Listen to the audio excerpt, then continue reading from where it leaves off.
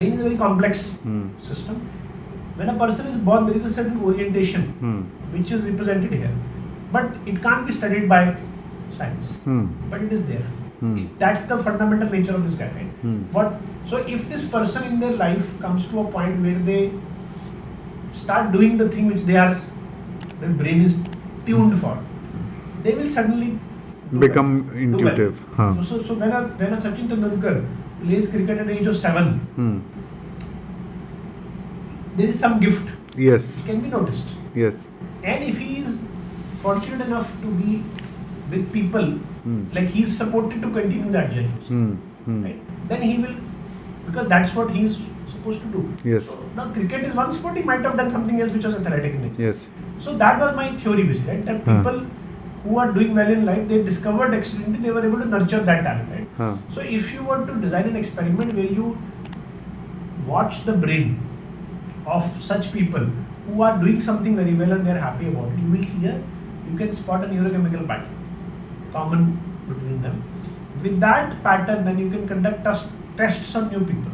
You can take an individual, child or an adult, and monitor their brain while they do various activities. And wherever you see this sign, you can.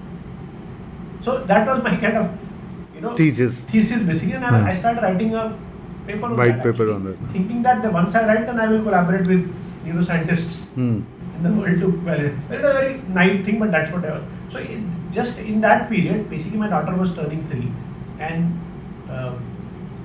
schooling was coming up, right? So me and Nandini both I felt we didn't feel our education helped us a lot in life. It tried to distract us.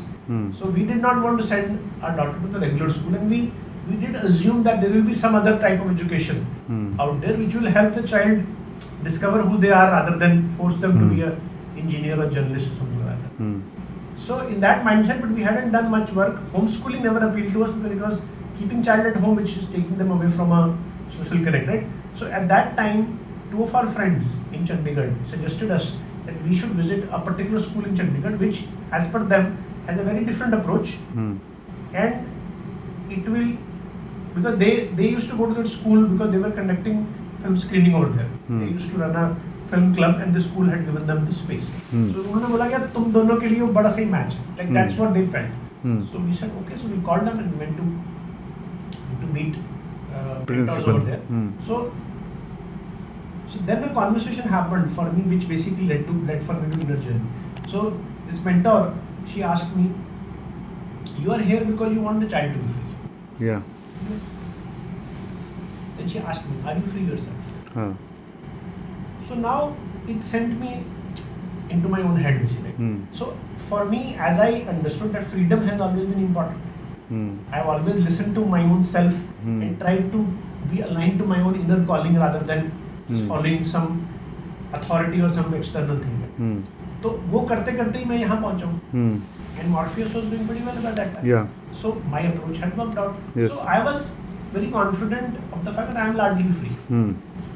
So as I am thinking, she said, "Hey, wait a minute. You don't have to answer that question." I was working on the answer. Yeah. क्या बोलूँ? Free हूँ कि नहीं, right? तो उन्होंने बोला कि you don't have to answer this question to me or anybody outside yourself. But you need to know within yourself. Are you free?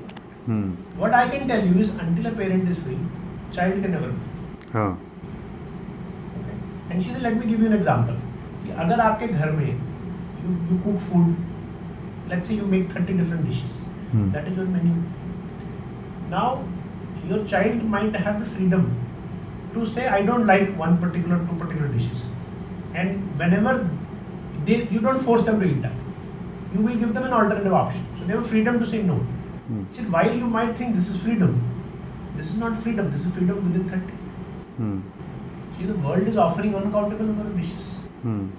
So as she said these words, right, it clicked to me that I was not free. Because not only I had 30 in food, I also had 30 in books and travel and everything else, right? So the way she described, it made me realize my own limitations. And that made me very restless because I was always had this burning desire to be free and I had tried to live my life by that. But I just learned at the age of 35 that I have not been free, right?